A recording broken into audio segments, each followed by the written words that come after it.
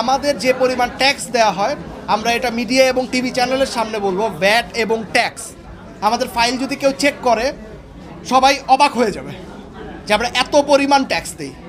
কারণ এই ট্যাক্সের টাকাটা আমরা মনে করি যে ওই ট্যাক্সের টাকা দিয়ে রাস্তা হচ্ছে, ওই ট্যাক্সের টাকা দিয়ে একটা হসপিটালে, আপনার সরকারি হসপিটালে একটা মানুষ সেবা পাচ্ছে, ওই ট্যাক্সের টাকায় সরকারি মসজিদ হচ্ছে। তো এটা দেশের প্রতি আমার কন্ট্রিবিউশন আছে, আমাকে করতে হবে এটা। আমি যদি না করি তাহলে মানুষ কিভাবে চলবে? আমাদের এখন 3 দিনের একটা 60% অফ চলতেছে। এই 60% অফ থেকে আমরা 3 দিনের পরে যদি দেখি যে আমাদের ক্লায়েন্টরা আমাদেরকে রিকোয়েস্ট করতেছে, যেহেতু ফর দ্য ক্লায়েন্ট, আমরা ক্লায়েন্ট যদি রিকোয়েস্ট করে আমরা অফার বাড়াবো। আমরা চাই যে মানুষ আমাদের সাথে ঈদ করুক।